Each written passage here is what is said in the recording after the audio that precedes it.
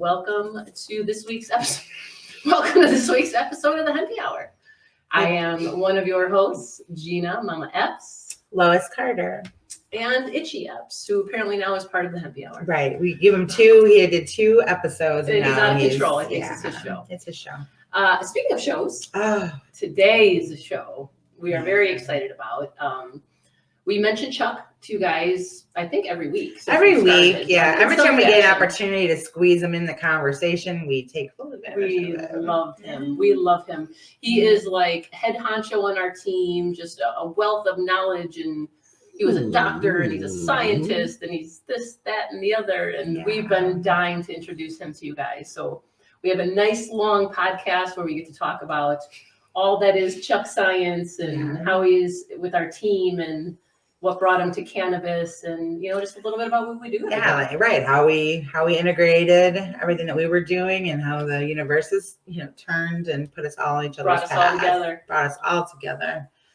So let's bring in Chuck. Chuck Science. We're going with this today. All right, here he comes. And I wanted to get into helping people in a more natural way. I mean, that's what it really came down to. It came down to, a background of pharmaceuticals, including wildcatting 3 pharmaceuticals, 2 of which are still being sold today. In the 70s, 2, practicing to doing this, to doing that, to doing all sorts of things, just deciding that that's not cool. That we're really leading people down the wrong road, and I want to do something more natural. So my first group of people were the most obvious ones. I was a pretty big young guy, and I was always in the gym. So I wanted to, get the 7 or 8 stacked supplements that stacked steroids that bodybuilders were doing. I wanted to change it into 3 or 4 supplements and get them at least 80 or 90% of the way they could have gotten with the drugs. For health reasons and other things. So that's where I started. And, I really with in that industry, how did they, when you came in with these new types of ideas, what was the response? Like, what was the, GNC laughed in my face when I brought them the original big sports nutrition product. I mean, the original big one that really created sports nutrition product was a product called Smilex Officinalis. And it was manufactured by a company called Pioneer Biosciences, which is one of my brands. I had millions of brands back then, believe me. We were at 80% of the stuff you'd walk into GNC. I mean, literally at one time, it was 70% of the things you would walk in the performance realm and buy from GNC was manufactured, or I had my hand in one way or the other. Okay, so that was literally 70% number. But this Smilex really emerged as the product, and it's been an interesting run, helping people get better naturally and trying to get people off of drugs, and that morphed over time from bodybuilding into weight loss. I've had 2 multi-billion-dollar weight loss products. The last one actually being a cannabis. Let's say a cannabis associated product, even though no one knew it was. Right. The product name was Sensa.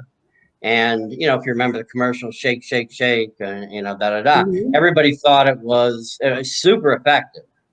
Best-selling weight loss product in the history of mankind. Wow. Super effective, but people didn't realize when you shook it on your food, as you brought your food up to your nose, you were inhaling terpenes. Right. Okay, and that's where the cannabis relationship is. They weren't cannabis terpenes, although they were terpenes found in cannabis. Sure. But they were derived from nature. But in any event, we couldn't talk about terpenes. Nobody wanted to hear it. You couldn't talk about scent controlling emotions or lifestyle behaviors. No one wanted to hear it. So we pretended it was something you shake on your food and then somehow magically works in your system. But it was really working. How little people know about olfaction, Yeah. It's surprising. Well, it's not surprising. I had to learn about olfaction. We just think of like smell as smell. You have no idea about the biological responses and what the capacity is. And it's all through your life. I mean, from conception on. You guys hear me talk about it, many times about the the sperm finding the egg due to chemiotaxis, which is basically a scent-oriented behavior, where they're smelling this and then behaving in a specific reason. And it's interesting. So the whole from conception on, we're ruled by smell. Probably next to the immune system, smell is the most complicated area of the body. We know that now as researchers. Now there's many, really high level research projects going on with smell, and there has been Nobel Prize winners within the field of olfaction. So I think the biggest thing that I've ever learned in trying to relearn, smell was that our receptors, olfactory receptors, are in organs of our body outside of our nose. That to me was just the liver, and a lot of studies actually showed liver in mice in actually working on liver diseases that were metabolism problems. Really cool stuff. I truly believe, Lois, that one of the main historical takeaways we're going to be from this early era of legalization of cannabis and allowing people to talk about THC and cannabis more openly, et cetera. One of the big takeaways actually is going to be our discussions about terpenes. And probably in the end, it's going to be way more important than to talk about cannabinoids. And I know that sounds like a crazy statement, but if people understood the power of terpenes versus the power of cannabinoids, they would understand that. I mean, I could grab not a common orchid, but an orchid that isn't all that uncommon, go into the kitchen and really literally in 10 minutes have something that would intoxicate me way higher than if I had a marijuana bud and went into the kitchen with it. Okay. Wow. And it goes on and on and on. I mean, obviously when we're talking about geoprospecting or nature prospecting or whatever, there's so many plants out there that haven't even been discovered, let alone tested, that have both miraculous effects and extraordinarily detrimental effects, in other cases. So, we don't know the beginning. I mean, we think that the oceans are unexplored or space is unexplored. Guess what? The plant world is almost as unexplored. And that was really where I started in the 80s, and ingredient after ingredient after ingredient through the 90s, and thing after thing after thing getting taken off the market. I mean, you can generate billions of dollars in ephedrine sales and ephedra sales in one day and then be out of business the next because the federal government shuts it off. I mean, we've had that with clenbuterol. You're doing hundreds of millions of dollars in clenbuterol one day and then the government shuts it off. Andro. I mean, I was the leading guy in Andro forever. When Mark McGuire was on the picture of the New York Daily News pointing to a bottle in his locker of outlaw Andro, that's why he hit the home runs, which of course everybody knew was crazy. What was that? Andro, he was, juicing his brains out, but which is now history. I mean, I'm not telling someone out of school. That's a historical fact now. He's pointing at the outlaw bottle. That was great for me because I owned outlaw. And so everybody wanted outlaw Andro. I sold 100,000 bottles in an afternoon. Literally on a Sunday afternoon. So, all these natural ingredients were just ingredients. And after a time period, I retired because I got tired of it. I got tired of getting, products that would work and help people with very, very low to no detrimental side effects, either being taken off the market or being scheduled like Andro. I mean, classifying Andro as an anabolic steroid is about as sensible as classifying me as a male dancer. Okay, all right. It's about as I think I pay for both. Okay? I'm not sure though. It's about as likely, to be honest with you. Okay, so I and to have suddenly now, if you possess a bottle that was legal on September 27th, but on September 28th it's illegal, and you can go to jail, felony, for having a bottle in your refrigerator. And that may seem harsh. That will never happen. No, I know teachers who lost their principal jobs and assistant principal jobs because they ran, you'll appreciate this, Gina, more than anybody, because they ran assistant principal in Philadelphia, Pennsylvania. All right. Wonderful person, Tracy Mazzagatti, great great person, dedicated to the gyms, everything else. All right. Literally had a bottle of nutritional supplements in her refrigerator. Okay. And the day after it was legal because she owned, what do you call it? Like, juice stands in gyms. Okay. That was her side business. She sold juice in gyms. Mm-hmm. They came and raided her home. Oh my God. And found a bottle of what the day before was a legal supplement and hit her with felony counts. Now Oh my God. she didn't have to go to jail or anything, of course, but she lost her job teaching school. Of course. And now she has a wonderful job because she's a great person. You know what I mean?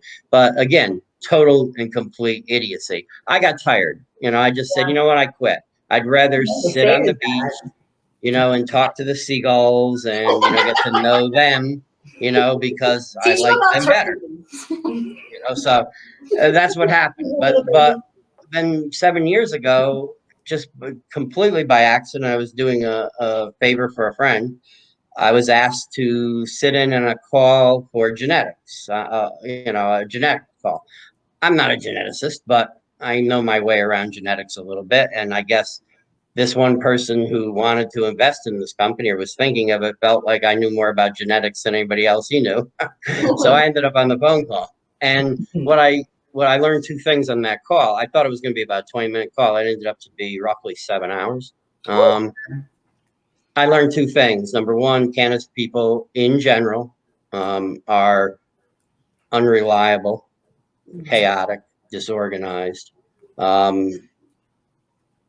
etc. Okay, I've learned a lot worse now from being in cannabis, but I'm not saying everybody. I'm not saying everybody. And you're hearing this from a guy in nutrition. When somebody in nutrition tells you somebody's doing things all wrong, oh boy, you're in real, We have a lot of fixing to do.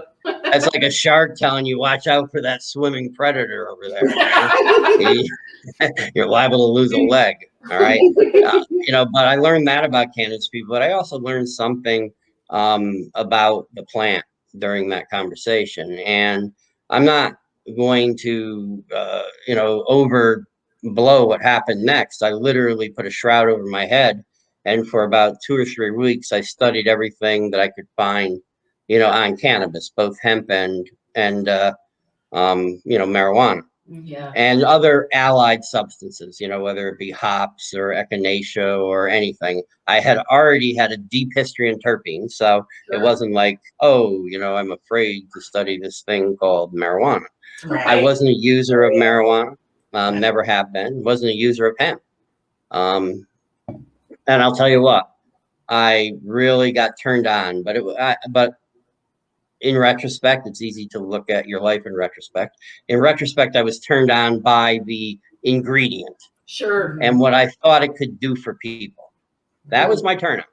Yeah. It wasn't even how much money I could make from it. I was content at that moment. Sure. But I really felt like, wow, this is an ingredient that can really help people. And my God, I just talked to the creme de la creme in the business, and I wouldn't literally, and I'm not an arrogant person, and I'm not being facetious here. I would not have entrusted them to sell Girl Scout cookies for my daughter's troop.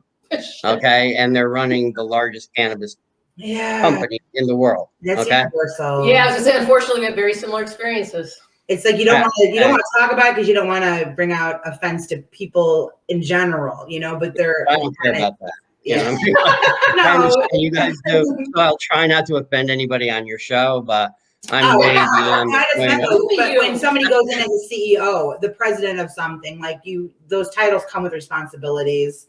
Yeah. Business responsibilities. And if you've ever been on the phone with CEOs of companies like Canopy, and again, this is past, not present tense, but if you've been on the phone with certain CEOs of many large companies that are in this business, then you quickly realize that your initial impression was true. Yeah. That these are not extraordinarily gifted individuals. They're a lot of times individuals, and again, nothing wrong with this, but they're individuals who 6 years before were doing something illegal. Right. And now they're not. And that's okay. Right. But it doesn't make them top level businessmen in terms of bringing something that's potentially bigger than soft drinks to the world. Well, And then the other group are the young kids with great haircuts and super socks, and the right shoes, that have an MBA, but they wouldn't know business from, their left knee if somebody was pounding on it. Right. So that's kind of cannabis, a group of, and now you have the poachers, people who think that they can come running in and we're going to create, this new technology for processing material and raise $50 million, and they're lifestyle companies. All of a sudden, those people have a nicer boat and new cars, and they built a little monument to themselves, and started their own Mickey Mouse clubs. We got it. And if you don't know any better, when you walk through their facility, they're virtually, and we had this happen recently, you and I, and a person that was on a Zoom call. And, when you look at the facility, you say to yourself, a lot of people would say, oh, that's impressive. They got a lot of equipment. And well, giant vats are pretty cheap. When you have 45 million, putting in a few giant vats are pretty cheap. I mean, if you really look at how much value there is into the material, you realize you got maybe a couple $1 million max in equipment, yet your balance sheet shows you spent 25.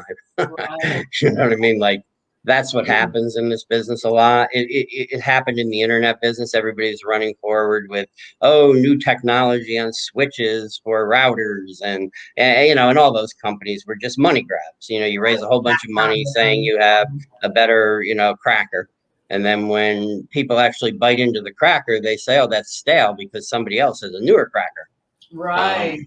I'm glad you brought that up, because we actually talked about, one of our many podcasts where we talked about you, but we talked about you being, one of the first people to pretty much do anything online as far as sales go. And I believe from memory, it was like Toyota. Did you use one of the first? No. What happened was I was one of the first 300 commercial domain names, registered. Okay. And that was for nutritional supplements, actually, in gyms. It was called, at that time, it was betterbodies.com. Okay. And that was, way before anybody ever heard what .com was. Sure. And I'm not saying I was so smart I figured out the internet's going to become a big thing. Back then there was a question of whether it would ever become a thing, certainly, in the early 90s. But I just happened to have somebody who pushed me into it. Okay. So they pushed me into the internet, which was, fortuitous, I guess, for both me and the internet. I think we brought some new concepts to the internet that hadn't been brought before. So, I like that, but it's certainly been beneficial to me also.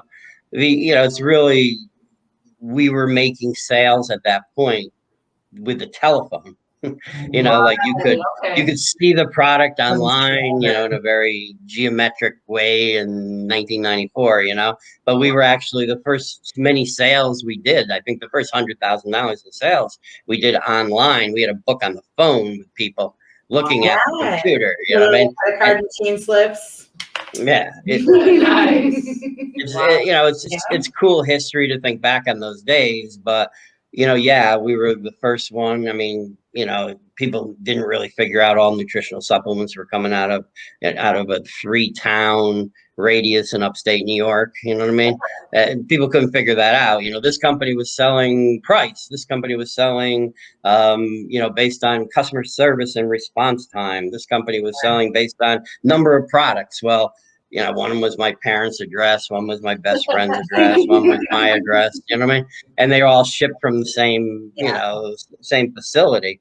And we really consolidated all the nutrition business that was outside AOL when they, before the internet, really, when they started their own little nutrition thing with VitaCost. But really, literally kind of built from what you've done in that capacity then, which is really cool achievement. Cool. I mean, it's you taking your experience, making it a digital concept, evolving through it, and even to where you are today is, speaks to that for sure. Yeah. Well, again, as an ingredient, I do believe cannabinoids and terpenes and cannaflavonoids, like cannaflavin A and cannaflavin B and blah, blah, blah. which are probably bigger than either terpenes or cannabinoids, frankly. They're just so powerful and crazy that it's the place to be. I mean, but I had an academic appreciation of it next. In other words, I had an ingredient appreciation of it first, and then an academic appreciation of it, which is kind of related to that. And then a marketing appreciation as I started getting involved in the marketing of it and to see what worked and didn't work and how to talk to people and not talk to people and blah, blah, blah, blah. So I've been triple educated. But most importantly, I would say in the last few months, I've also become a cannabis user. Yeah. You know what? And I have to tell you, Chuck, we've talked about this. We can really tell the difference. Like you're so much more chill, like laid back, but not overly chill. Like you're, just high laying around a phone call. Like you're calmer, but you're happier. You get a little feisty and we get you worked up and it's hysterical. Like your personality is just shining. Yeah. Where, 6 months ago we got little bits and pieces of that personality and now it's up front. Really balanced, is that the it's word? been hugely true. Are you under homeostasis in a bigger picture, kind of metaphorical way? Well, it's funny, again, I was unable to ever get high smoking cannabis. Okay. Ever. Because I didn't try hard enough, I think, to be honest. Yeah. It was like a hit here, you know what I mean? Mm-hmm. It wasn't, I believed I was incapable of getting high, which is true of a group of people. I mean, there's some people who just don't get high smoking. Then when I came out to the West Coast, I consumed orally cannabis, and not the plant, as that wouldn't be intoxicating at all, but an edible. And I consumed more than I would have ordinarily. If I'm thinking 10 milligrams is an effective first time dose for somebody, I probably went 30 or 40 because cannabis doesn't really work for me. And I just wanted to see on that Thanksgiving day when I had nothing to do, really, if it was going to work. How was well, it? Yeah, I couldn't even eat. I could barely walk. It definitely 10 milligrams not doing anything. So it definitely affected me. And over about a year's period of time, I used it to be able to sleep more, which is important to me because by nature, my body doesn't want to sleep more than 3.5 hours a night. And even though as I get older, I technically need less sleep, you know what? I'm just not happy on 3.5 hours anymore. I want 5 hours or 6 hours is my ideal. It makes me happy. Yeah. So I was using oral THC to get that sleep because I just go to sleep and not wake up and not be groggy the next day or anything, But still, all during maybe a 2-year period, try a little bit of smoking here and there. We're in a legal state. It's no big deal. It's all around. I don't feel anything, But a few months ago, Ari, part of Arisha, she basically challenged me or herself, I guess, to get me high, because she believes that, everybody should have cannabis leaves growing out their ears. And me too. And agree. I believe that was facetious, in the past, if I had said that, but I actually think that's admirable now. That's how much cannabis has affected me in my life. I too, believe that people should have cannabis leaves growing out their ears. So I've become a using advocate, and believe me, I'm not prone to, I know a lot of people, you guys have talked about personal addictions and different things like that. And that's just not me looking for, if anything addicted me in my life was sugar, and I totally stopped eating it, and that was easy. 1 minute I did, the next minute I didn't, and I still haven't. And you know what? I'm a better person for it. But I don't need to take things that I don't, really, I don't need to do it. I don't need to dye my hair if it's turning gray. I don't care, let it go gray. I don't need to do cannabis if it wasn't doing anything for me. I believe it's the most important thing I ingest every day without question.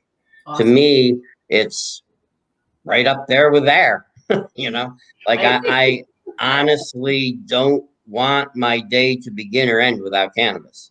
Awesome. So, I know you guys don't go crazy saying it as much as Arisha or some people who say it about, cannabis being an immersive experience, but that certainly for you guys, it's an immersive experience. Oh, You live, breathe it, you Absolutely. use it, you work it, you know what I mean? Like you Yes. don't run around saying immersive, like, Right. like some people do, which is great, but you guys are as immersed in it as anybody for sure. Yeah, for sure. And you understand to speak the language, you need to be able to be immersed in it and learn it. Right. And that's what my big revelation, the aha moment in my life was academically, market wise, ingredient wise. That was an important learning experience. But the most important one for me was having that foundation and then becoming a user. And I can understand how it affects me now, why it affects me, how to get it affect other people in optimal ways, not just THC. I think Delta 8 is a far more important THC molecule than Delta 9. I really do. And not because it's legal and I can make more money. That means nothing. There's plenty of other cannabinoids out there that I know are worthless that I won't even tell people about, or that I believe are detrimental in some ways that other people now are rushing to sell, things that no one maybe listening to your podcast has heard about, but I don't want to say them because I don't think they're necessarily useful for people. But what would your argument be in that particular debate? I mean, study them. Like don't use the old argument of because it's not federally legal, we can't study these things properly. You don't need NIH, funded studies to find out if something's going to give you a genetic left turn, when you take it. But certainly the field of cannabis doesn't really understand that. I mean, we're running around using solvents for virtually everything, which, any geneticist, again, I'm not a geneticist, but anybody who took first grade genetics will know that, solvents like that are like razor blades to your DNA. Like what the hell are you really doing, with these, well, it's only 1/1000th of, I know, like razor blades are razor blades. Okay. I don't want to be swallowing dull ones. Right. Or I don't want to be swallowing old ones. Right. Or I don't want to be swallowing ones that weren't made as well as the other brand. Razor blades are razor blades. Okay. Sure. And when you start using solvents to carve up your DNA, I don't care if it was last year's model. Right. Now, the bigger picture, we're doing that with every single item we bring into our life. I don't care how organic it, whatever it is, every single item that we have access to today has a component like that, where we're reducing it, but now we're just compounding it. So is it the same result in the end, right? Well, but everything, again, we just lack education. Organics. The last place I'm going to go eat vegetables or fruit from is the organic aisle in a supermarket. Okay. That's about as idiotic as, I might as well just, seriously, I might as well just go buy my apples and hand somebody $3 walking out the door in the parking lot. Okay. You know what I mean? I would have being a kid and how aggressively our parents taught us to wash fruits and vegetables. And we didn't have organic things like that unless we were growing it ourselves, right? Or whatever that would have been. But we have a very habitual way of cleaning our food anyway. So the nutrient because the organic vegetables and fruits get picked so early. All right. And the later stages in development is when the nutritional value hits the damn plant. Okay. They're harvesting these non-nutritive fruits and saying, well, you don't have to worry. The skin doesn't have a pesticide on it. You know what I mean? Like, why eat it at all? Yeah. Why eat it at all? Right. If, really, seriously, think about it. You're making if it has no nutritive value. You'll have me on NIH later today. It's silly. It's silly. Now, that's not to say organic in your own garden. You pick it at the right time. It's the best way to go, for sure. Yeah. I'm not arguing that we shouldn't do organic things. I'm just arguing we shouldn't pull something off a vine 2 weeks before its due date. I want to this year, I want to organically make sure 10% of our babies are delivered organically, which means you just deliver them at 7 months. Okay. Well, that makes sense. You know what I mean? That's not going to screw things up. I get too tainted in there. You know, like, but we can do that with vegetables because it's not emotionally impactful, you know what I mean? But you end up with a useless vegetable that's masquerading as a vegetable. And we're going to spend, 30 or 40% more for something that has no value. You might as well go get a plastic one. Now, and I mean, unfortunately, you really start to look at the definition of natural, organic at the the FDA, the USDA's ways. It becomes okay. So it's good. It's not as great, or I mean, it's. I always go back to science. Organic, If you go back to science, it's impossible. What is natural? Anything containing carbon. Okay. I'm good. No, right? Everything's natural. Stuff, don't we? Yeah. Yeah. I mean, anything containing carbon is natural, but natural isn't always good. Just like, we talk about things being pure, as if pure is better. I mean, Lois, Gina, you both use hemp, and the hemp sisters obviously know an awful lot about hemp. As much or more than anybody that I would ever talk to for sure. So let me ask you a question. Let's just scratch our head for a second. Would you rather have CBD in a full spectrum oil or pure CBD? Full spectrum all day, every day. Okay, I mean, obviously, pure doesn't always mean better. Right. Okay, now, in this particular case, pure isn't even pure. Because when you actually order pure, you end up with 98.7 or 99.2, and if that's something else. Equated to purity. Isolation of something is now purish. Singular. Right. Yeah, purish. Thank you. Purish. Purish. That's, I'm thinking pure thoughts, which means I'm only thinking one thing. Right. I'm not going to tell you what it is, but I'm thinking pure thoughts. I think, both the good Lord and the devil might have different, evaluations of the, actual thing I'm thinking about. I don't know. But either way, we have bad words, In my idea, that means pure is a bad word because we've come to associate it with something that A, isn't necessarily positive, and B, isn't necessarily even true. Right. So and CBD isolate would be a good example of that. A, it's not necessarily a good thing. I, like you, would rather have full spectrum. B, it's not necessarily even true because there's no such thing as a pure, unless we're growing it out of yeast, then we can be pure. Right. All right. But there's not a whole heck of a lot of that out there yet. But you guys are part of a drive to make that happen, as am I, and it's getting closer and closer and closer. Then we can talk about pure. Right. And, but it's still not going to be better. It may be better for medical research that wants to control for things that might even be down to the 0.01% level. And that's important. So, pure in their realm is important, but pure for us as consumers of a product, I would much rather do a full spectrum. Us too. No, yeah, and you really brought up something with the the terpenes and cannabinoids being grown from yeast, and where half of this industry thinks that's going to take us, which is like to the pits of hell, and the other half of the industry understanding the pathway to medical legitimacy because of how science run studies. They need to do that effectively. I'm sorry to say this, but a lot of people are fakers in the sense of in the cannabis world. Let's give a couple examples. All right. Here's the most incredible one to me. That people who have been being persecuted their whole lives. And I have respect for people who were dodging the Black Hawk helicopters so that they could grow marijuana under canopies and this and the other thing. I'm not being disingenuous when I say I respect their battle and struggle to bring this plant forward. I truly do.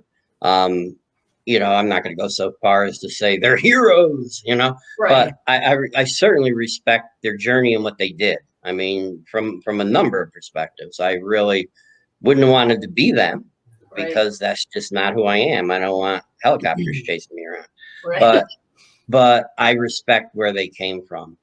Those very same people who fought what I consider the good fight, that did incredible things, Now they're sitting in the state of Oregon saying, regulate Delta 8. It can't be out in the marketplace. You know what I mean? Holy Like, how horrifying is that?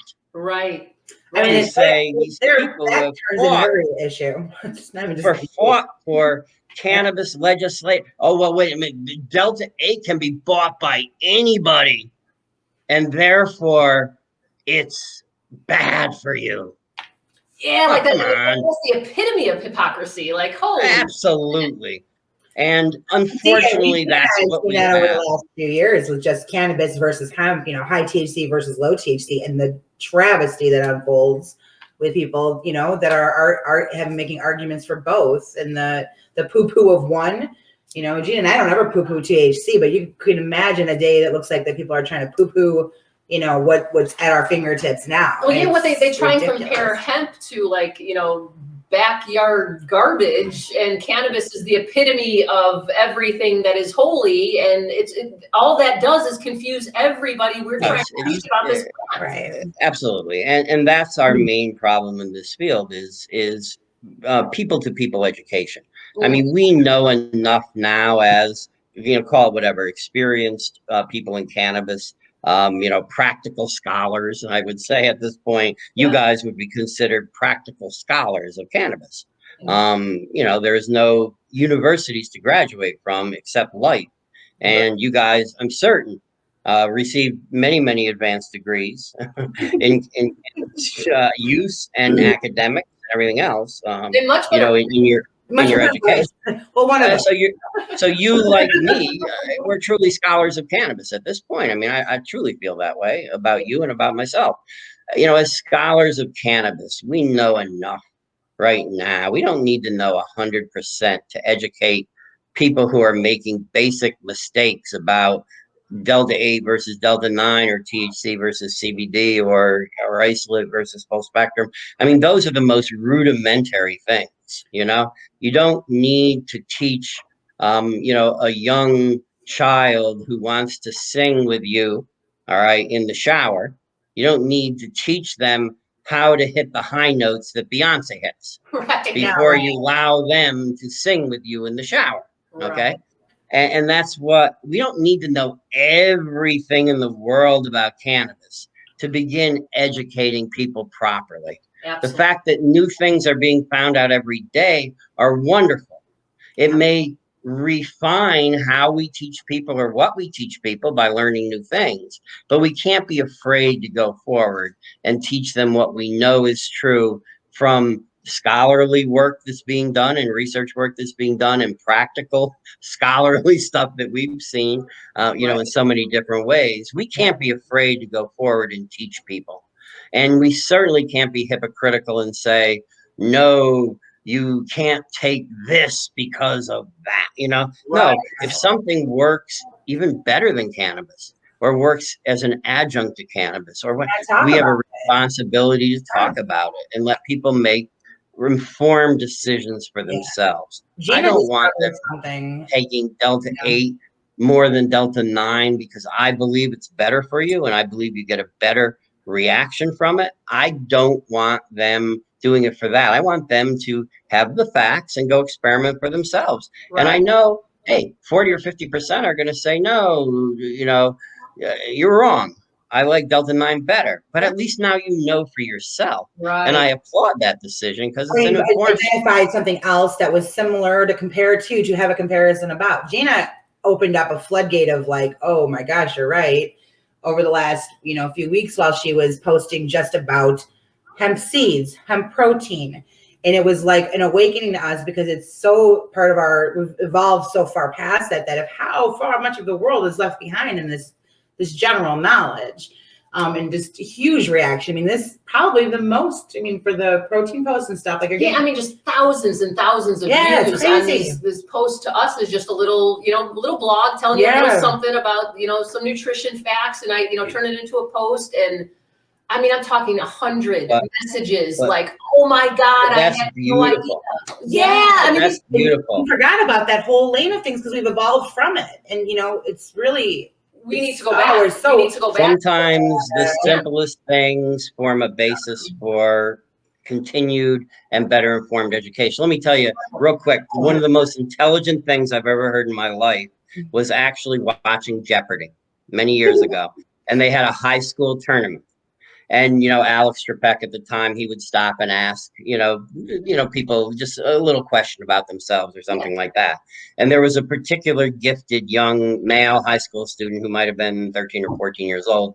And he was a very intelligent kid who had a lot of the answers and obviously was a trivia freak, but very well rounded. And he wasn't a weird kid or anything, but, you know, he also didn't look like he was going to be the starting quarterback on the team. You know what I mean? If you get my drift. But, and Alex said to him, you know, have you had trouble, in school with your classmates because you obviously have a lot of different information going through your head than the average, kid out there would be.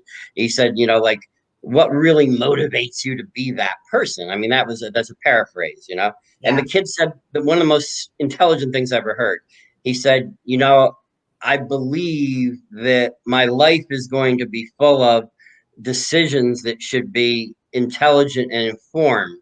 And if I don't have facts, how can I make intelligent, informed decisions?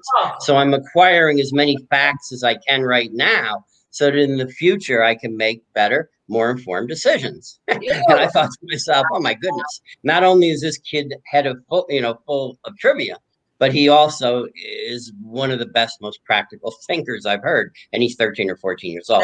And that's what we need to learn from. That kid taught us all we need to know about cannabis education right now. Just do it. Okay. To rephrase Nike, just do it. All right. And if we have to fix a couple things, that as long as we don't do what the medical profession does. I mean, you guys might be interested in this. 2 weeks ago, I learned a really, like every day is something new, Evan, this is good for you. No, it's not. High sugars. No, it's not. Fat. Oh, no, it's not. I mean, everything gets turned over. Cholesterol is good for you. No, it's bad for you. No, it's good for you. No, there's good and bad. No, this bad is really good. I mean, it's all BS predicated nonsense. And if you saw through it, you would see it. But I even learned something that I never imagined learning 2 weeks ago that was put out by reputable medical professionals. They say, lo and behold, we just figured out being overweight or obese isn't bad for your health. Oh boy. Now you could hear a pin drop in my cranium when they said that. Okay. But that literally, like I get it. Eggs are good for you. No, they're not. Oh, yes, they are. No, they're not. Flip-flop on cantaloupe, on eggs, on everything under the sun, But being overweight and obese is good for you? The anomalies that some people genetically will not have the same complications of some, that's how absolutely. Genetics rule the planet. Of that do not add up to make that kind of a statement. No, it was ridiculous. They basically said, don't worry about it don't worry about being overweight anymore. Like it's okay for you. I mean, that's literally what it said. And wow, I just learned something new. But again, if we can avoid that kind of stuff within cannabis as we teach people, there's some times where we may have to backtrack on something and say, we didn't know enough that it really shouldn't have been 25 milligrams. It should have been 40 milligrams or whatever. You know what I mean? Like, or this is better than that, or that. Like right now, there's the big thing about CBC. They don't have any idea what CBC really does. It's supposed to be this huge potentiator, and people just come up with something out of their fantasy. Yeah. If this has CBC in it, take my CBC product, and your THC will become 10 times more potent. Just simply saying that doesn't make it true. What makes it true is when 30 other people repeat it thinking it's a fact, and then everybody thinks it's true. It still doesn't make it true, but it makes it practically true because everybody thinks it's true. If we can avoid that kind of stuff in educating people in the future, we're good. I mean, we don't need to know it all. We don't need to be in the year 2040 when rather than 35,000 studies in cannabis being done, there's 135,000 studies. No, we don't need that level, We can start educating now with the basics, and that's all people really need. They don't need to know the complexity behind receptor system. I mean, you don't need to know that. With the seed and understand, once you, just like anything, once you make a connection to an idea of plants, you know, all the new information that comes your way is more readily acceptable. You already have some base understanding, and then you just see how something has grown, you know, like, oh, well, that plant that I have I'm having for breakfast also comes in this form. And I'd like to learn about that. And it's very simple for most of the public. Yeah. If you have a bacterial infection and let's say a sore throat from your bacterial infection, you don't care why that Z-Pak or that antibiotic works. You don't want a full explanation of it. You just want to get it and put it in your mouth. Because it works. Right. If cannabis really works, it's really that simple, folks. We don't have to make up stories. Right. If you give the person the right product for what they need with the right instructions and the right expectations, right. All right, you don't need a bunch of razzle dazzle to prove it works. This isn't a pet rock that you've got to dress up, okay? You know, to be something important. If cannabis works, let it do its job. Don't make up a bunch of stories about it. It's as easy as an antibiotic for strep throat, okay? I got to get rid of this strep throat. Give me the darn pill. Don't give me a lecture on my, on bacteria in my immune system before I take this. I just want to take this. I think part of that is cannabis is really that simple. No authority, like how in your example, like there's really no authority that people are inherently trusting, right? They take the medication because it's ran through their doctor. There's a process for all of these things, and not having these things in oversight really, a normal person like Gina and I, took away the authority of what a white lab coat looks like a decade ago, and what that makes us feel like when we see somebody of authority in a white lab coat, where we go in our brains, But another person, we have family members even that, you're stuck in this method of how you make good decisions. And if somebody's of authority to you and they've already made that decision, you're more comfortable with not even challenging it, And then here, unfortunately, as you explained, we have a lot of people that are in leadership roles that don't really have the kind of characteristics where you'd want to put those kind of decisions in their hands. Right. So it's really, those talks and things and exposing some of that thing, keeping it simple is a beautiful suggestion. Yes. We don't want to be. It's just straightforward. Sadly, okay, if you don't appreciate sarcasm, you're not going to understand this. Sadly, we have cannabis has no WHO, no CDC, no Presidential Health Advisory Council, no Fauci's, sadly, cannabis has none of those authority, no FDA, by the way. Sadly, just like that 13-year-old babysitter that you'd hire, like when you really piss them off, they say something. It's like, sadly, cannabis has none of those to protect us from misinformation. So we have to do it ourselves. Geez, I wonder if we're up to an equal task that we've just gone through over the last year. Yeah, I think both. Sir, the Facebook fact checkers. Go get your tinfoil. Go out into your neighborhood and get 5 or 6 of the neighborhood kids and sit them down, and they will make more intelligent decisions about that or about cannabis than you're going to get out of a lot of the people who are in charge of thinking about this right now. And that's sad, but true. But if we know that, then we can be on the lookout for the people who are trying to make cannabis into something bigger than it is. Right. All right. You don't need to. All right. Cannabis isn't a Swiss Army pocket knife, where it can do 97 different things. That's not what cannabis is trying to do. All right. And it can do more than 97 things. All right. If you really use it properly, but it's really not meant to be a cure-all for everything. And, you can't drive to work on your Swiss Army knife. Right? So there's no reason to sell a Swiss Army knife telling people you'll get more miles per gallon to it than anything else. That would sound absurd and ridiculous. In cannabis, that's what we do. We're saying, whoa, this is a substance that does this, that, the other thing. And, yeah, I accidentally spilled it on my head and I grew a full head of hair, like they're making up stories that aren't true to sell something that doesn't need to be sold. It needs to be showcased. Right. First allowed, thank you, certain states. Right. First allowed, but then showcased. Yes. Yeah. That's all. Right. Just showcase it. How do you showcase it? You put the right light on it. You bring the right number of people past it. You present it as what it is. Right. The Mona Lisa doesn't need hype. Right. All right. No. The Mona Lisa doesn't need to cure arthritis for you to go see the painting. Right. So, and if you did say that, if there was an article tomorrow in the New York Times saying, 50 people passed the Mona Lisa today and their arthritis went away, you should be suspect of the article. All right. The Mona Lisa doesn't need to fix arthritis to get its followers. Right. Cannabis doesn't need miracle status to get its followers. All right. Right. We don't have to do that.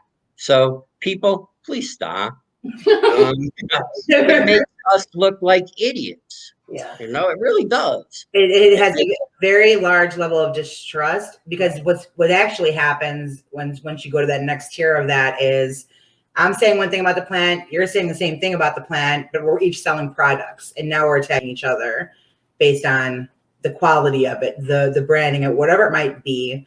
And again, very aggressively, you can really lose the message. You feel like you're doing good, you're grassrooting this. This is powerful messaging.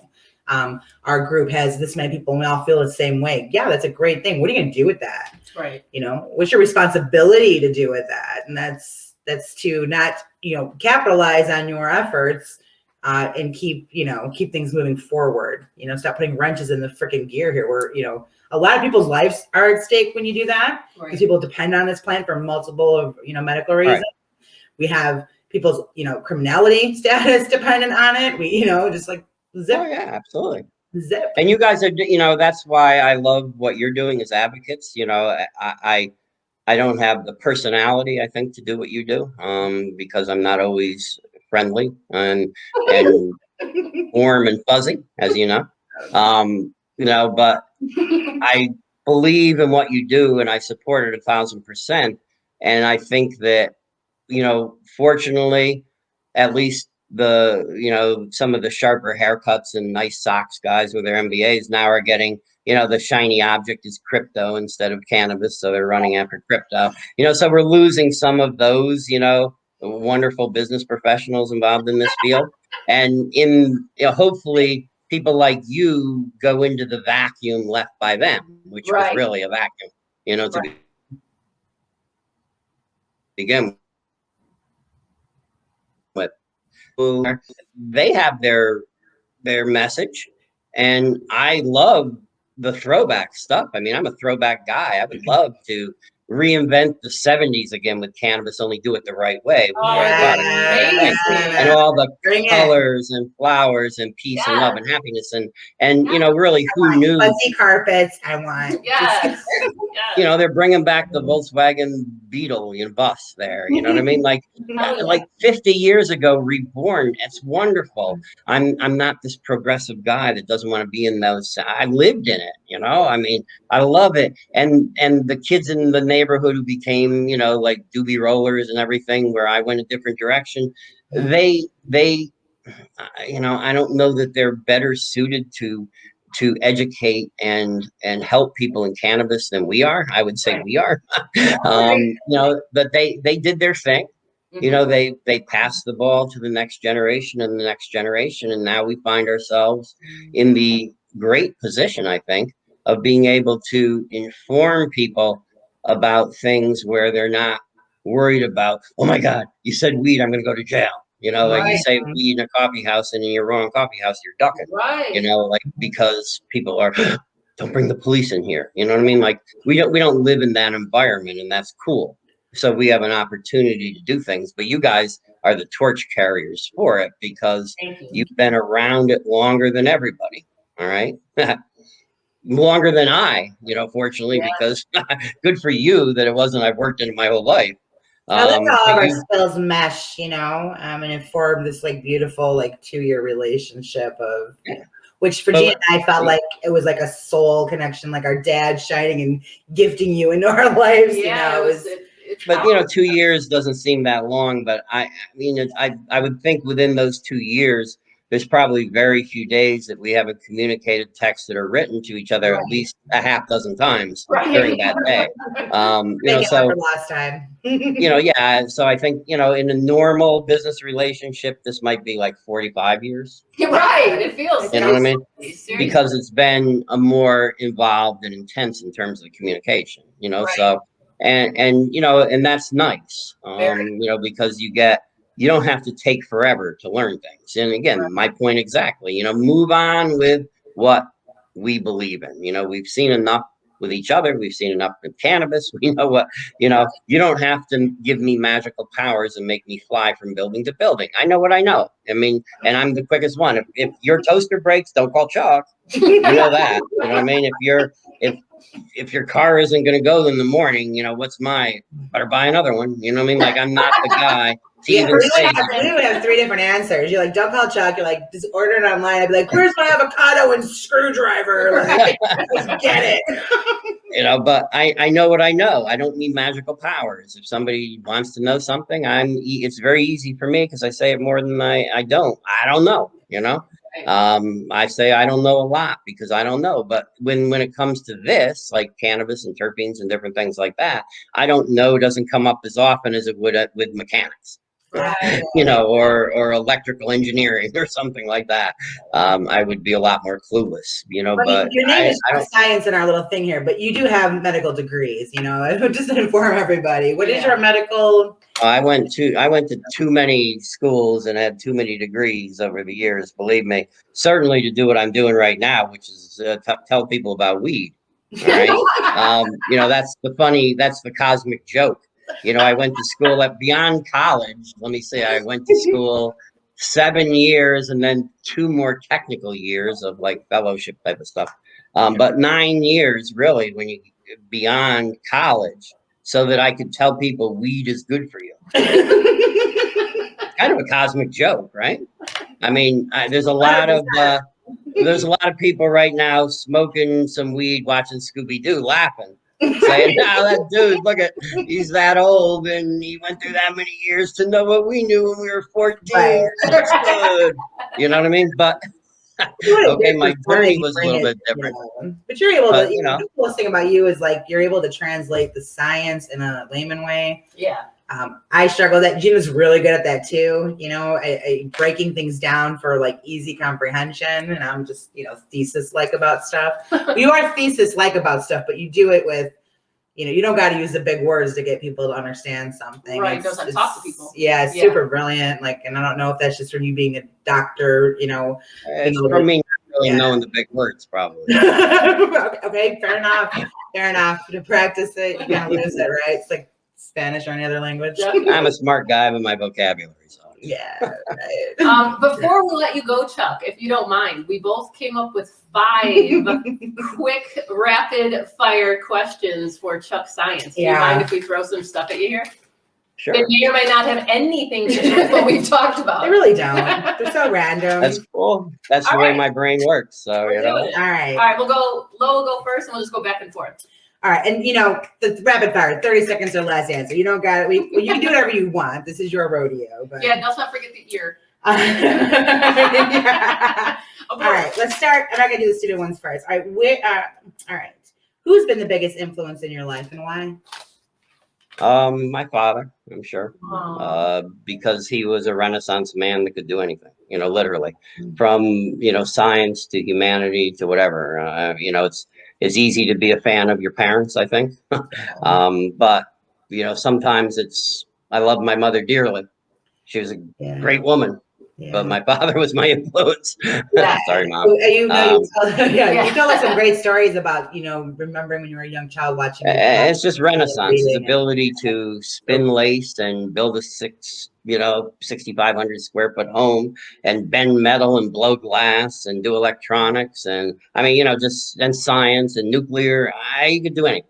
Wow. It was just unbelievable. Growing up with that had to be an influence. It really humbled me. That seriously, I think I would be no one could deal with me if I didn't have the humility of growing up with him when I could do 1/100th of what he could do, literally. Yeah. But it was amazing. Awesome.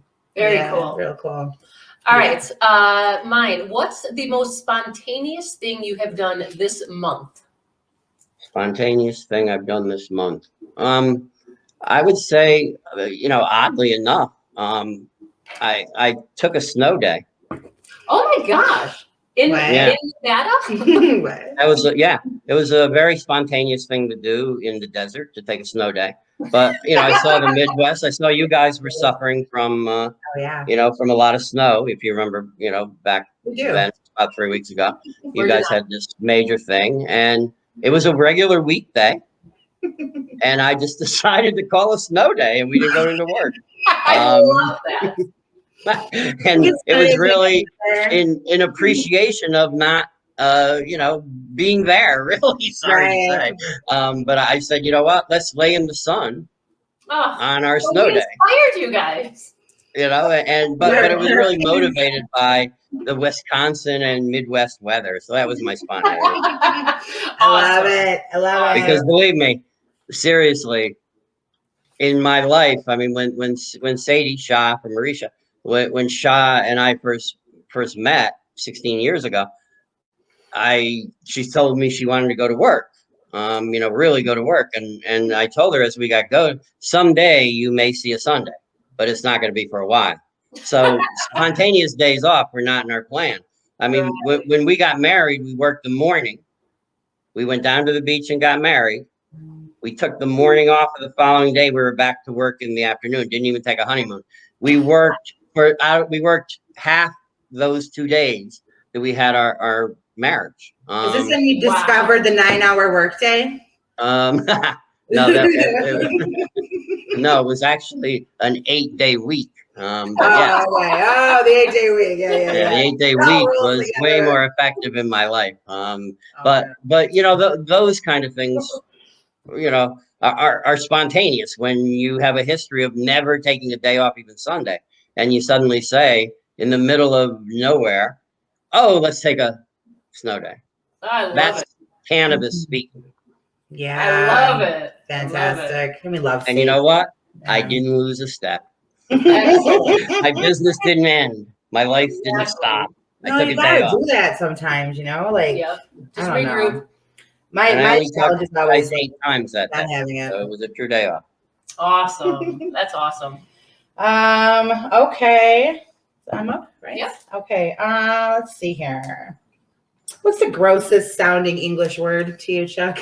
Ooh. The grossest sounding English word. Wow. I'm way out of left field, as you know, in general. But I actually had that one in my head. I have one, so it made sense that everybody would have one. You guys have you know what? I think you stumped me. A gross word. I'm sure when we get off here, I'll think about 30 of them. But yeah, you're gonna text us. Do you have one? No, not at all. Mine's moist. Moist is the grossest sounding English word. Moist. Moist. Okay, I can see that. Right? All right, I'm gonna move along. Yeah, you got me here. I'll pretend I didn't hear that question. Yeah, I didn't hear that. What currently inspires you the most? Actually, truthfully, the cannabis plant. Awesome. Yeah. It's really absolutely, and that's not a setup for this podcast. The cannabis plant. I'm living the cannabis plant right now. I really am on a everyday basis. I wake up with cannabis. I go to sleep with cannabis. I work extraordinarily effectively all day long, but I work with cannabis, and I don't mean alongside it. I don't mean marketing. I mean using it as well. Yes. All right. and fortunately D8 allows me to do that as compared to D9, which might, you'd be catching me curled up in my chair asleep maybe. So but on D9 you don't have that. You have creativity and you have focus and you have this. But I mean, right now, absolutely, positively. And I'm not afraid to admit it. Am I quote unquote high? Absolutely. Me too. And you know what? I don't have to drive home, so I'm not a hazard anyway. I'm not operating heavy machinery, quote unquote, any heavy machinery. I'm not making decisions to save the world. I'm pretty good at being high right now. And it's more enjoyable, and it doesn't knock down on my ability to do things. So, the more I learn about this plant now from a user standpoint, and the more we're investigating how it works with other things, in that bioprospecting sense, like we're mixing it with African alkaloids, turn me from 65 to 15. You know what I mean? In certain ways, all right, in certain areas. Those kind of things are inspiring. I mean, I want the world to know about this. I want every 60-year-old guy plus to feel like they're 17 again. That's inspiring. Well, we just did an article about it because the 60 plus demographic is the fastest growing cannabis segment. And that's US and Canada. So they've been really putting a lot of studies. I mean, it from like the legalization in Canada over the last 2 years, it's literally rose like almost 20% from where it was. And, again, citing things, pain, life experiences, you know what I mean? Just generalities, even like day, losing anxiety. As we get older, like we start to compound ourselves with so much extra stress. Have we done enough with our life? Have we, what's going on with our kids? Like it's, I'm gonna call cannabis geriatric medicine for sure. To be honest with you, I really do believe that. But again, folks, because it inspires me, especially in this age group, but really in any age group, because it inspires me in this age group, doesn't mean that I don't have sore fingers, or I'm not a little achy in my joints when I go to get up. It hasn't solved every problem I have in the world, but it has solved a lot of problems. And guess what? My crooked little finger here due to age or something like that isn't keeping me awake at night, and certainly isn't making me feel bad anymore, because truly I just don't give a darn anymore, No, right. And I really don't think cannabis has negatively affected me, unless there really isn't a dog in Gina's lap, then I'm in trouble. And I'm too intoxicated to be doing this interview, I guarantee. No, that's our psilocybin episode. Some of the mushrooms they're coming our ways. Would you rather regret doing something or never doing that thing? Oh, that's absolutely. I would rather have done it and said to myself, "Oh, damn, why'd you do that?" than not doing it for sure. I mean, if I've learned any lesson through my battle years, is that I definitely wouldn't want to be saying, "Geez, I wish I had done." No, I'm much happier saying, "Why the hell did I ever do that?" You know what I mean? Whatever it was, way better than, "Damn, I wish I had done that." If I was that guy that was chewing the gum and never offered the piece of gum to the girl next to me on the bus, who ended up becoming my wife and mother of children and grandkids. And I mean? Like, I don't want to be that guy that doesn't offer the gum. You know what I mean? Right. I want to have done it. And if it didn't work out, it didn't work out. Great. Yeah. If it burnt me in the ass, it burnt me in the ass. We all get burned in the ass. Yeah. Like, failure isn't a big deal to me. I mean, everybody's going to fail.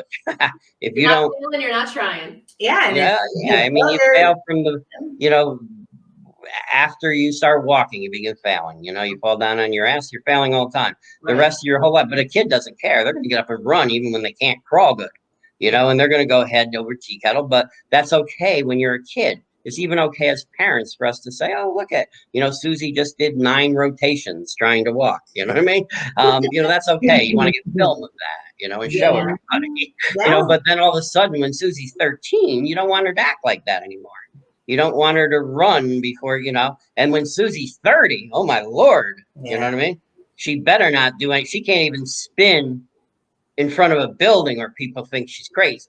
Mm, All right. You know what I mean? true. And Sadie pointed that out to me the other day. She said, it's too bad, you know, that like there's a little girl, maybe 3 years old, standing in front of a building, and she was with her mom and dad, maybe, so, you know, whatever, older people, and she spun around in a circle out of happiness. Yeah. And everybody else was sitting there looking glum. Right. And Okay, Sadie said, you know, everybody. it's too bad that we can't do that as adults and not appear to be unbalanced or crazy. You know what I mean? Like it's sometimes you just want to spin around in a circle. Yeah. And that's what I love about you guys, because kind of in your own way, that's what you're doing. Yeah. You're spinning in your own circle, you know, Yeah. like a Sadie and an Ariel. They're spinning in their own circle. And Yeah. if people don't like it, if they don't understand it, well, get to know it. If you still don't like it, okay. That's okay, right? You know, No, because there are people that are standing around that okay. are actually watching that show. You know what I'm Yeah. saying? Watching that all go through. And again, we're connecting in unique ways, in so many different ways, you know, and that's kind of what that is. It's if you can stay true to who you are, like you said, if you're the person that's spinning around circles all day dancing, you're going to attract people that like that. Yeah. And they're going to stick around with you and support you and move you forward. And other ones are going to deflect off into the universe where they belong. Like, you know, no, that's far, the biggest far thing away. about Ari Yeah. and Sadie. Like, I mean, they're Oh, yeah. you know, the reality is Yeah. when it comes to people missing things psychologically, the number one thing they believe they missed in their life is love. Yeah. You know, they always believe that love should have been bigger and that. And the second thing was working for themselves, which is really weird. You know, but I don't think everybody's cut out to truly love, because people are too into themselves and this, that, and the other thing. And they're too jealous and they're too this and they're too that. It's Right. hard to love. Everybody thinks it's a God-given, you know, right or talent to love. No, you have to learn how to love, and you have to work at it actively. And I think we all go into loving relationships without really understanding what that means. So, you know, yeah, I get the fact that we have regrets over that because we never learned how to do it in the first place, and we miss it. And then not working for ourselves is another. The regret isn't I went to work for myself. I didn't stay with my job. That's not the regret. The regret is I didn't go to work for myself. But if people did, it might turn out as badly in their mind as the relationship thing did, because they're not really entrepreneurial. They're not really, you know, most people couldn't do what you guys do. There's no way. No. You know, You checked out a long time ago. train, keep your head down, don't rock the boat, go to work. They can't be entrepreneurial. They're going to be like, where's my benefits, you know, from the state? You know, where's this? Where's that? You know what I mean? Like, there's no, you know, so you guys are the epitome, as I am, of somebody whose regrets are going to be, you know, they don't want any regrets on what they do. Right. No, Right. they hard to I take think risks. They have an expectation of what the results always are when they take risks, and they always end up being negative, where that can really stop people from doing things. Where we know that it can go either way, but if you don't do it, you're never going to know. Right. You know, much more better prep to deal with the bad outcome than to the regret part of it, for sure. For no outcome. All right, I have a fun one. What song do you like to sing in your car like a pro? What do you just go nuts when you hear? Just belting it out. I actually, believe it or not, my favorite song to sing is Push Up. Yes! And I'm not pandering to Sadie by saying that because it's her song. But that is my favorite song because, you know, I love to push up. Funky beat, yeah. You know, like I'm not a music guy. I'm really not. Words and tunes don't make sense together in my brain for whatever reason. But that one does. You know, it's just like, so push up. Happy. And if you guys haven't heard of Push Up, go to Manic Expulsion. Right, yeah. We'll have a link in the bio. Yeah, it starts off this episode and it's going to end in that song, and it's on my desktop. I think it's written right here on my forehead. But that is actually my favorite song. I love it. Awesome. Oh, I love it. Okay, we're doing fun ones. Let's see here. Oh, okay. What would be the title of a book about your life? I think I'm going to go to Frank Sinatra here. All right. And I'll even sing it. All right. Yes. I did it my way. Yeah. I think that's. So where do you moonlight in Vegas with your semester? I'm going to do a residency here in Vegas, one of the big hotels. I promise you. No, but I think I did it my way is probably the name of the book, because I know that I did do it my way. Everybody told me you can't do this at this age, or you can't, do the internet, or you can't, sell supplements in gyms, or you can't. I mean, no matter what it was, you can't connect every computer on Earth, or you can't go up against the RIAA, or you can't go blah blah blah blah blah blah blah blah. Blah. And I did it all the time. Yeah. And I didn't always win. You know what I mean? Like, you're not able to go into a store and buy a Fedra or Andra today. I didn't always win, but I know one thing: I did do it my way. Hell I yeah. also did it intelligently. When the Fed said stop selling it, I did. Right. You know what I mean? So I'm not saying my way was just to avoid, everything and do it whatever I pleased. No, it was predicated on good common sense, on the principles of every man, but really not accepting the limitations of the world. Not saying, hey, you can't study at the college level at 14. You can't put supplements in gyms. You can't, whatever. I just never bought all that. You can't connect people's computers. Why? Let's connect them. Okay. We did it with peer-to-peer software, then we did it with MySpace. So, we connected everybody, no question about it.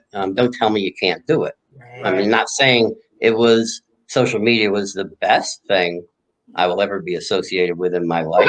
To me, what I would like to run from the most. Well, you speaking about you doing it your way, that really kind of ties together the most recent and epic thing that Gina and I were like, go Chuck, about, which was, after the more recent, shutdowns through social efforts that you guys are making, and man, it was like watching Gina as a man in 30 years, like, come just out pumped up. Yeah. Just how it's not okay. And it doesn't matter if you're Google or Amazon or Facebook. Like, no, I mean, censorship, again, I'm not saying people have the right or should have the right to say anything they want about anything. That's not what freedom of speech is. Right. I mean, as far as I know, we've spent a couple hundred years adjudicating what free speech is.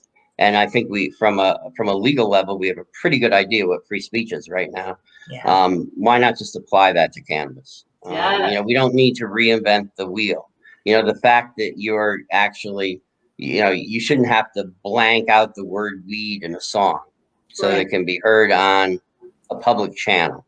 You shouldn't have to censor anybody using a weed related product when it's legal in their particular jurisdiction. All right. Wow. Maybe some type of foie gras would be illegal here in the US, where it wouldn't be in France. Mm-hmm. But if somebody was eating it in France, the screen shouldn't go black. Right. And it wouldn't. Because it's not cannabis. If it was cannabis, the screen would go black. It's really poured over to other things. I have a beauty artist that I like to watch, and she has a Facebook plug to it through her lives and stuff. And they started bleeping out. She does true crime stories. She talks about true crimes that include things like killing people. They blurb out the word kill and murder in her stories. And I was like, but this is like, there's no rhyme or reason to. It's a word about something that happened. They were killed or murdered. Like, okay, this is where we're at. Yeah. So. And next, they're going to start substituting. For kill, they're going to put hug. So, he came up behind her and hugged her. Again, they're making up. Again, I know by censoring the narrative, they're making up the narrative. Right. And it becomes a lie. Right. Yeah. Right. I mean, and why, the two things that the American public seems paranoid over are cannabis and sex. Yeah. Right. Like, not even sex, cannabis and the physical body. Yeah, right. God forbid. There after all of this revolution and burning bras, like, how the hell do we end up here? Again. God forbid you show a boob or a butt cheek. Your accounts, doesn't matter if you've crafted 4 years of stuff, if accidentally had a nip slip on your account, you're banned forever. You know, and your whole Unless career you is have down the Song of tubes. the Year on the Grammys, right? Right. Or you're a Dr. Seuss fan. you happen to get caught smoking cannabis on somebody's page. You know what I Right. mean?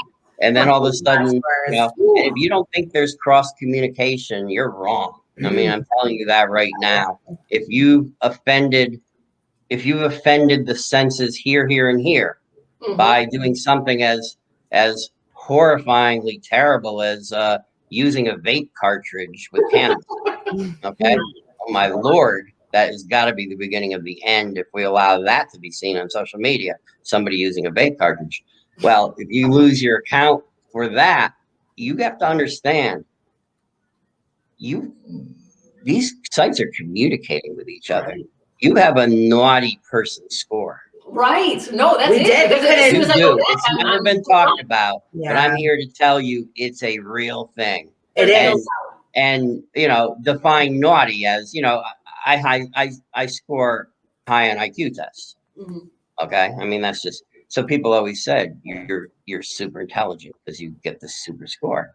And I said, no, I'm just think a lot like Wexler or, you know, or Stanford Binet, you know, Right. or, you know, like Yeah. Dr. Binet at Stanford, you know, I just think a lot like them. So I appear to be really smart. You hand me some schematics and questions, and I'm going to look like the dumbest ass on earth.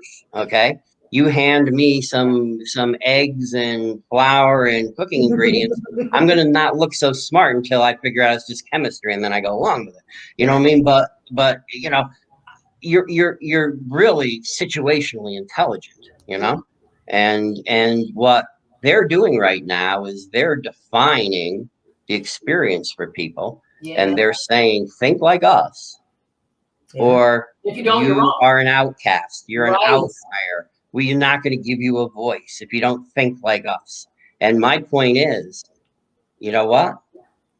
It's just not fair. I'm not you, you know, just like you're not me. And if I want to show a butt cheek, and I'm not doing something particularly pernicious to the federal government or Right. horrifying to, I simply showed off my tattoo on my butt. I Yeah. shouldn't lose my account. And obviously, I'm not saying this happened to me because You can nobody's following me for my incredible personality and good looks. Okay. But if I show up a tattoo on my butt cheek and I lose 4 years of building a business, Right. that's not fair. No. Like you let me down, you know, and all performance, and you guys have heard this out of me 1,000 times, all performance comes down to a simple multiplicative equation. It's competency times motivation times organizational support. I would say to anybody who wanted to build a career in social media right now, don't do it because you're never going to get organizational support. You might be the most competent person. You might be the most motivated person. You're going to do it 10 times a day, every day, which is, by the way, what you got to do. But you're never going to have organizational support within that social media platform. So you know what? Don't do it.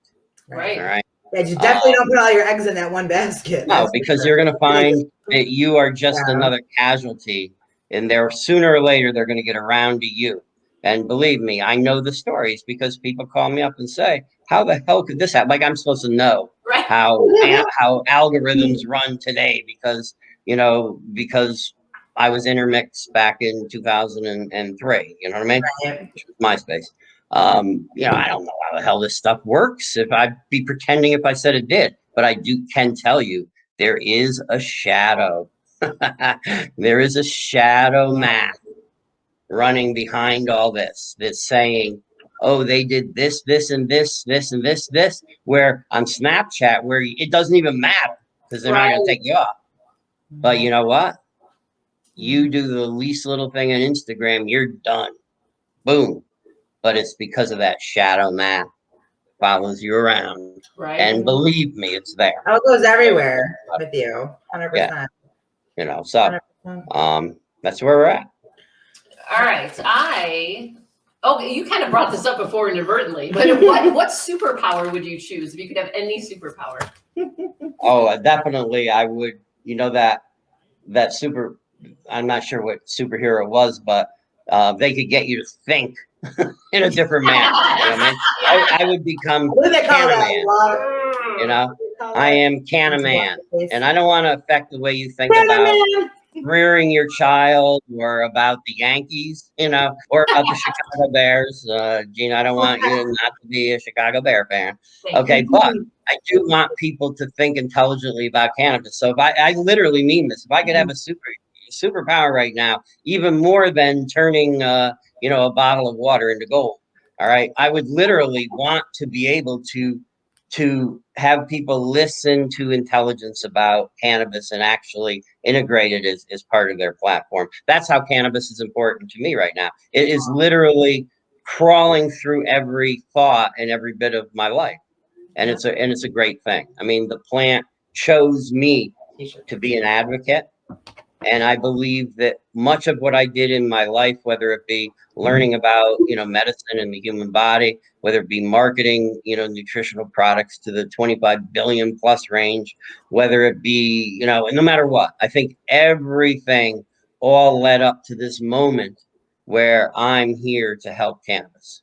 And I really truly believe that. So it permeates every step of my life in every way. No, and Gina and I think kind of, without knowing you personally when we first met you, this is kind of what has drawn us to, you know, being part of this team and stuff. It's that it's really the fundamental piece that we all share very passionately and equally, you know. We have to get you a Cannaman t-shirt now. But, or a leotard, I'm not sure. You know, Cannaman has unconditional love for cannabis. Meaning I still love it, even though I know it's not going to make me 30 years younger. You know, it's not going to eliminate the wrinkles from my forehead. You know, it's not going to, you know, it's not going to, you know, turn my dog's gray hair back into black or whatever. You know, I know what it's going to do. I love it unconditionally. It doesn't have to prove everything to me.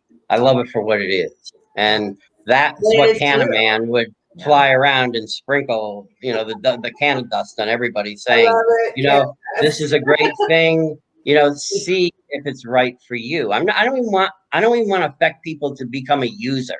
I just want them to give it a fair shake. Yeah, give it a shot. That's all. And if it's not for you, it's not for you. Yeah. Right. I get it. You know, shrimp isn't for me. People will sit at the table and just say, "Are you allergic to it?" No, I just don't like it. Is it the texture? No, I just don't like it. Is it the smell? No, I just don't like it. Is it the name? No, I just don't like it. You know, other people for mushrooms. They just don't like mushrooms. But, you know, is it the texture? No, I just don't like mushrooms. You know, we can have those feelings, you know what I mean? That we just don't like it. It doesn't mean shrimp are bad and shouldn't be consumed by other people, or mushrooms are bad and being, if you reject cannabis in your life for whatever reason, you know, like you're flying planes, you're, you know, driving people around the city, you're, you know, I mean, whatever reason, or you just don't like it, you know, or you just don't believe in it, whatever it is, if you give it a fair shake, that's all Cannaman wants to do. Yeah. All right. Cannaman wants to say, you know, he wants to drop down and say, give cannabis a fair shake in your life. There I go. And if you don't like it, don't try to stab other people. Right. Exactly. You know, that's Can of Woman who comes along and says that. So you need a Can of Woman t-shirt now for yourself. I think this is my last one. Yeah. So but I think I'm going further and further down in the chair. I look like I'm shrinking. Cannaman's tired. That's just me. No, it's just me being kind of cool. There's always this debate in social media, since you were just talking about it. Toilet paper over or under on the wheel? Oh. I'm going to go. Choose your answer wisely. I'm going to go with no opinion. Awesome. Good answer. Solid answer. All right. So to wrap it up, what is your greatest achievement so far?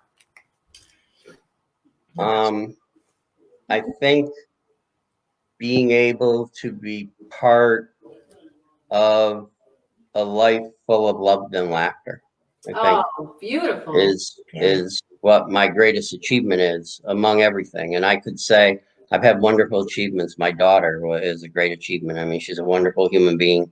Very intelligent young person doing, amazing things that she wants to do for herself and her life and for other people. There's just so many things that I've done, but I really believe at this moment in time, answering that question, it's really being able to be a productive, supportive, helpful member of a community that's based on love and laughter. Beautiful. Yeah. Who knew that laughter was so important in life? I didn't. I Yes. really didn't. I could laugh at a funny joke. Yeah. I could watch a comedy movie and be happy. Yeah. Who knew though, really, that Yeah, laughter was Lois and so I important in life.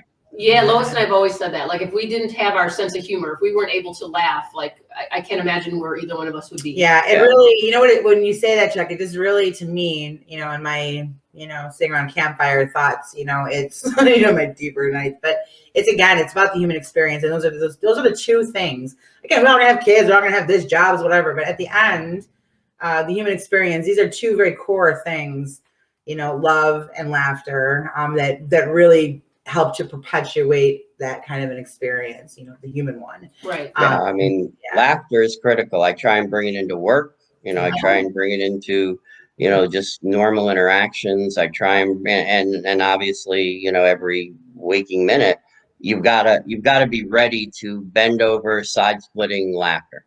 Yeah. 100%. And that's why I love Delta 8 so much, because Delta 8 makes everything funny.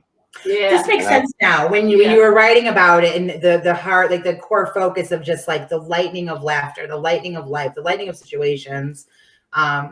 This is all coming together now. Yeah, definitely. What difference does it make if it's really funny to the masses? If it's funny to you and it releases, all that emotion in you and you're bent over laughing, you know what? More props to Delta 8 for making that happen.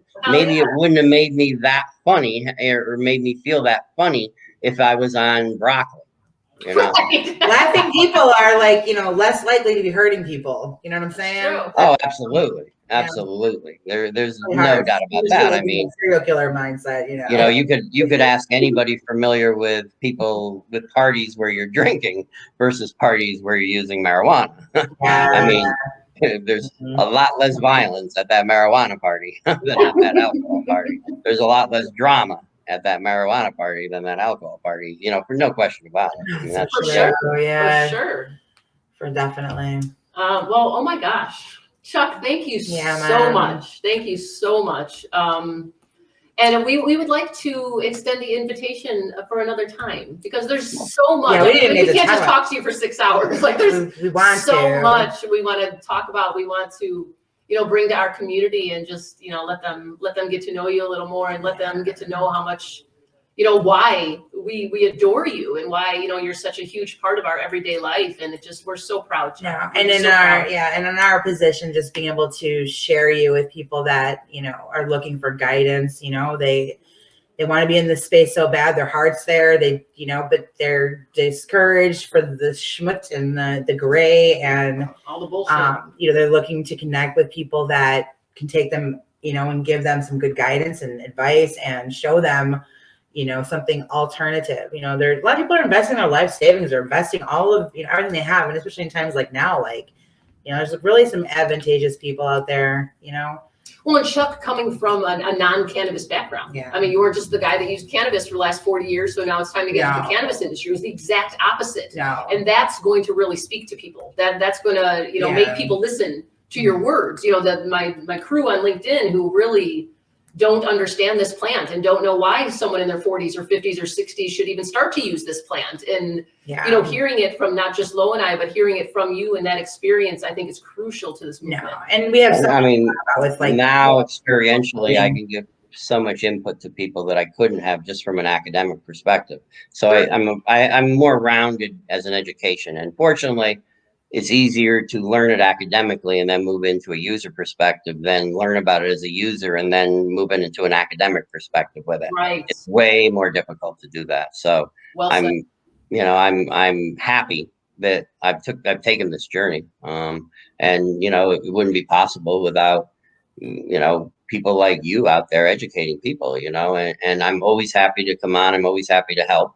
If you can get people to adore me, though, you actually have superpowers, because I'm certain that's not going to happen. But I'm always stand ready to tell people the truth and to help them, with this plant and other plants that, may interact positively with it, whether it be something that's esoteric that they never heard of, or something that they could go to their refrigerator and pull out. I'm always happy to help.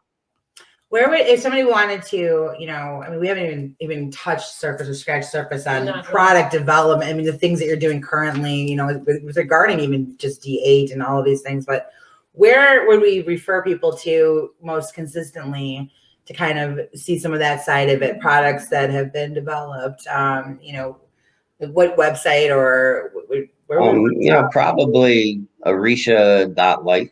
Okay. I would think Arisha.life. Blogs in there, you've got all kinds of stuff in there. And that's not, that's not the be all and end all in terms of products out there, but a lot of it's there if you want an easy jumping off point. Where we haven't scratched the surface with some of these things where the experience you bring in with the terpenes. I mean, all of this, it's just so sitting there for people. And that's where the real educative value is, versus just chatting about how you get into the field or something like that. If people want life-changing advice, we need to be talking about terpenes and different things like that. Oh yeah. Because those can be life-changing for sure. Absolutely. Well, thank you again for your time. Thank you, no problem. Keep up the good work, guys. We'll talk to you soon. Thank you, Sean. Thank you, Sean. Bye-bye. Okay, let's go here. Oh my God. I know, right? Guys, we've talked to you so many times about Chuck. Like, we've brought him up in every single episode. So we were dying for you guys to actually meet him. I mean, you saw it. You saw it for over an hour. Like, there's nothing this man has not done in his life. And what he showed us, and, the depths of his knowledge, and coming from the medical background into the natural world. And it's we've really, incredible. Besides like the camaraderie of a team, and really just finding like the right types of relationships that fuel each other, like there's like a dissolution of ego in this group. There's a 25 billion in sales, and we just talked to him like he was our neighbor, right? There's no ego involved there. I mean, at all. And it's a place where we get to be our most creative. We can be our most adventurous selves because of this powerful space, this mind behind this team. He's a force. He's like a force. Like it's intense. It's an interesting balance of teacher, but what's the other word? Leader. Like it's this real, like the team captain, like a true way where it's not enough of. Right, like a true leader. Where it's the understanding that people below and the people that are auxiliary to your experiences are so pivotal and important. But being able to like lay that out, Yeah, and this is what we talk to you guys about. Like, we're here for you. Like he just said, if there's something you want to know, if there's something you're confused about, something you just aren't sure about, a topic, a subject, questions, whatever it is, reach out to us. Let us know. We will talk about it all. The cannabis is so complex, right? So there's when we open up barely scratching the surface. I mean, right. And any given day, we open up a mailbox and we're in 30 different directions because everybody's in a different place in this space. From a consumer and education all the way through manufacturing and product development. I mean, so again, I know sometimes we kind of bounce around in topic, but that's because that's what that looks like every day for us. It's a bounce around a topic. And it really helps us to highlight, the struggles, the successes, et cetera, with people in this space. So another episode. For the day of the Hempy Hour. Yes, formerly known as Hump Day. Yeah. Thank you all very much, whether you are listening or watching. We appreciate you. We adore you. Thank you for coming to hang out at the beach with us. Me too. And we will see you next Wednesday. Yes. One love. One love. All right.